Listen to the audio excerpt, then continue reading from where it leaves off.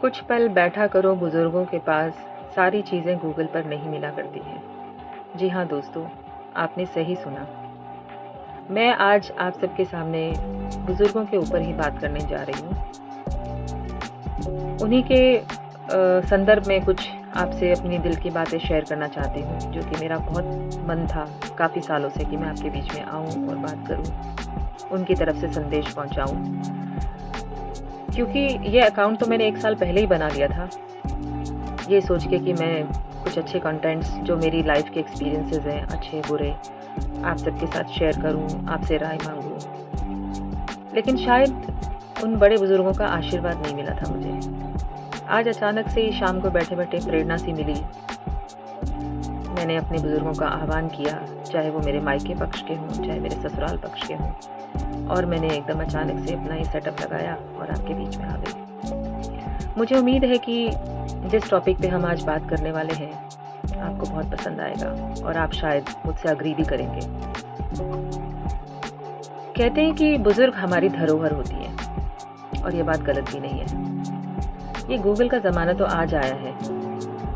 पहले के टाइम में हमारे गूगल तो हमारे बुज़ुर्ग ही हुआ करते थे, हमारे नाना-नानी, दादा-दादी। आज भी बहुत सम्मानित परिवार है, जहाँ पे पूरे कुटुंब के साथ रहा जाता है। कई जगह तो मैंने कई परिवार तो ऐसे भी देखे हैं, जहाँ पे दादा-दादी, नाना-नानी, उनके परदादा सब रहते हैं, साथ रहते हैं और बहुत खुशी-खुशी रहते हैं। मैं मानती हूँ विचारों में मतभेद हो सकता है क्योंकि जनरेशन गैप आ जाता है। हमारे नाना-नानी, दादा-दादी का टाइम कुछ और था, वहाँ का कल्चर कुछ और था। आज का ज़माना काफ़ी बदल गया है और आज के युग में हम लोग पाश्चात्य की तरफ बहुत जा रहे हैं क्योंकि ईज़ी गोइंग लाइफ है ना, और हर आदमी ईज़ी गोइंग लाइफ को बहुत, कंफर्ट को बहुत पसंद करता है, शॉर्टकट्स को बहुत पसंद करता है, जबकि ऐसा होना नहीं चाहिए।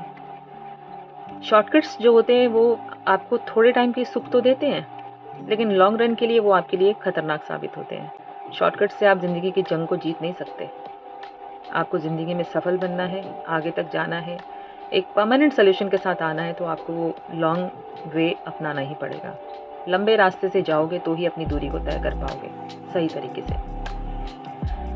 और हमारे बुज़ुर्ग इसी के लिए होते थे कि वो हमें बताया करते थे कि बेटा ऐसे कर लो तो ऐसा होगा, ऐसे कर लो तो ऐसा होगा।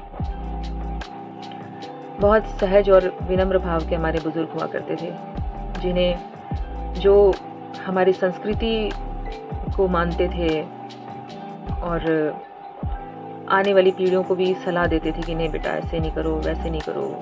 टोकते थे, वो इसीलिए टोकते थे, कहीं ना कहीं उनको भी एक्सपीरियंस होता था।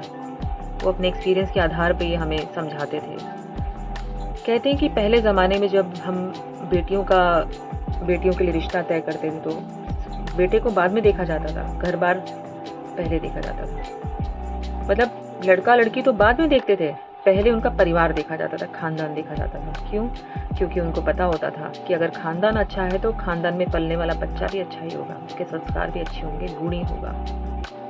पर आजकल क्या होता है, लड़का लड़की आपस में पसंद कर लेते हैं, शादी कर लेते हैं, फिर पूरी ज़िंदगी का वो कलेश रहता है। ना मायके का पक्ष सुखी रह पाता है, ना ही ससुराल पक्ष सुखी रह पाता है, ना ही लड़का लड़की आपस में सुखी रह पाते हैं। इसीलिए हमारा जो डाइवोर्स का रेट है वो बढ़ चुका है। पहले तो क्या होता था कि इतना ज़्यादा पेशेंस होता था, घर वालों का प्रेशर होता था, मान सम्मान की चिंता होती थी। लोग डाइवोर्स लेते हुए या ऊंचा बोलते हुए या कलह करते हुए सोचते थे कि हमारी बदनामी होगी, मेरे मायके पक्ष की बदनामी होगी, या ससुराल पक्ष वाले सोचते थे कि हमारी बदनामी होगी अगर हमारी बहू बाहर से निकल गई। लेकिन आजकल क्या हो रहा है, आजकल तो जैसे लगता है कि जैसे अपनी इज्जत का चोला ही उतार के रख दिया लोगों ने। उनको फ़र्क ही नहीं पड़ता। ससुराल पक्ष भी ऐसे हो गए हैं, मायके पक्ष भी ऐसे हो गए हैं, लड़कियां भी ऐसी हो गई हैं, लड़के भी ऐसे होंगे, खुलेआम सबको चल रहा है, किसी को कोई परवाह ही नहीं है। बुजुर्ग तो छोड़ ही दो। इसीलिए कहते हैं ना कि अगर घर में आज की डेट में भी बहुत रिस्पेक्टेबल फैमिलीज ऐसी हैं जो बड़े बड़े परिवारों में है और उनको मान सम्मान की चिंता होती है, उनका अपना एक सर्कल होता है। अगर उनकी बेटियों के साथ अगर कुछ बुरा भी हो रहा होता है तो वो आपस में ही बैठ के उस मामले को सुलझाने की कोशिश करते हैं और समझाया भी जाता है, बच्चों की काउंसलिंग की जाती है, बड़े बुजुर्ग आपस में बैठ के काउंसलिंग करते हैं, उनसे पूछा जाता है। ये उन परिवार की मैं बात कर रही हूँ जो कि बहुत सभ्य परिवार होते हैं, जिनके घरों में दादा दादी नाना नानी का सम्मान होता है, उनकी वैल्यू की जाती है। लेकिन अब क्या हो रहा है आजकल, जो मध्यम परिवार के जो लोग हैं या निचले परिवार के जो लोग हैं, वहाँ पर तो नाना नानी दादा दादी कोने में पड़े रहते हैं बेचारे, पूरा पूरा दिन इंतज़ार करते हैं, क्योंकि जितने भी छोटे परिवार रह गए हैं उनके घर में तो बेटा बहू या बेटी दामाद सब अपने कामों में व्यस्त हैं, बच्चों को घर छोड़ जाते हैं। बच्चे क्या कर रहे हैं, अब नाना नानी दादा दादी भी कितना ध्यान रखेंगे, उनकी उम्र निकल गई। और आजकल के बच्चे सुनते भी कहाँ हैं, वो तो सोचते हैं नानी है, नानी को क्या पता चलेगा, दादा है, दादा को क्या पता चलेगा। कुछ वो प्रेमवश भी नहीं बोलते, कुछ उनको लगता है कि मम्मी पापा बाहर रहते हैं, हम क्यों इन बच्चों के ऊपर ज़ोर ज़बरदस्ती करें, चलो करने दो जो कर रहे हैं। पेशेंस ख़त्म हो गया है, बड़ों के अंदर भी पेशेंस ख़त्म हो गया है, और बच्चों हमारी वाली जनरेशन के अंदर तो बिल्कुल ही ख़त्म हो गया है। और आजकल के जो बच्चे आ रहे हैं वो तो और ही महारथी हो रहे हैं, उनको तो वैसे ही नहीं फ़र्क पड़ता, समझाना ही मुश्किल है। बात नहीं मानोगे तो भी बिगड़ेगी बात, मान जाओगे तो भी बिगड़ेगी बात। तो मेरा कहने का मतलब ये कि मेरा आपके साथ बैठने का, बात करने का एक ही मकसद है कि हमें अपने बुज़ुर्गों की बातों को सुनना चाहिए, क्योंकि हम जो कुछ भी आजकल प्रॉब्लम्स जितनी भी आ रही है ना, जितनी प्रॉब्लम्स आ रही है वो हमारी संस्कृति लुप्त होती जा रही है, क्योंकि हम बड़ों की बात मानते नहीं हैं, उनकी बात सुनते नहीं। हमें लगता है ये जो बोल रहे हैं पुरानी बातें बोल रहे हैं। पहले के बुज़ुर्ग का सेफेस्ट जो एक तरीका होता था अपने पैसों को जोड़ने का, वो एफडी हुआ करती थी, फिक्स डिपॉजिट, रिकरिंग डिपॉजिट, जो आप सुना करते थे। लेकिन आजकल क्या है, आजकल इतने सारे प्लेटफॉर्म्स आ गए हैं कि आप ट्रेडिंग में लगाओ, इसमें लगाओ, उसमें लगाओ, बहुत सारे प्लेटफॉर्म्स हैं। अब होता क्या है कि वो सेफेस्ट रहता नहीं है, सेफ होता नहीं है, लोग लालच में पड़ जाते हैं, अपने बुज़ुर्ग से सलाह नहीं करते हैं, उनको कहते हैं कि आप पुराने विचारधारा के हो, आप पुराने, क्योंकि आपको गाइडेंस वैसी मिल रही है ना आज की डेट में। आपको ये कहा जा रहा है कि जो एफडी है वो एक पुराना तरीका है, आपके बुज़ुर्गों को क्या पता, लेटेस्ट टेक्नोलॉजी आ गई है और आजकल का बिज़नेस मॉड्यूल चेंज हो चुका है। तो वो क्या करते हैं कि बुज़ुर्गों को सबसाइड कर देते हैं और उनको बहला के उनकी जो पूंजी है उसको एक नए फॉर्म में लगवा देते हैं। जैसे ट्रेडिंग का ही मान लो, अब ट्रेडिंग हर किसी के बस की बात तो है नहीं है, ना ही उसका कॉन्सेप्ट आज तक किसी को क्लियर हो पाया है। तो एज ए रिज़ल्ट क्या होता है कि वो अपना बेचारी जो पूंजी जोड़ते हैं, बड़े बुजुर्ग जो जोड़ के बैठे होते हैं। अब बड़े बुजुर्ग भी सोचते हैं कि बच्चे हैं, आजकल के बच्चे हैं, आजकल की टेक्नोलॉजी में पढ़े लिखे हैं बच्चे, ये अगर हम इनकी बात मानेंगे तो क्या पता, और अगर हम इनको रोकेंगे तो ये कल को अगर ये नहीं ग्रो कर पाए तो ये हम पर इल्ज़ाम लगाएंगे। वो बेचारे दोनों तरफ से फंस जाते हैं। वो पैसा देते हैं तो फंस जाते हैं, मतलब परमिशन देते हैं तो फंसते हैं, नहीं देते हैं तो फंसते हैं, बच्चों से बुरे बनते हैं।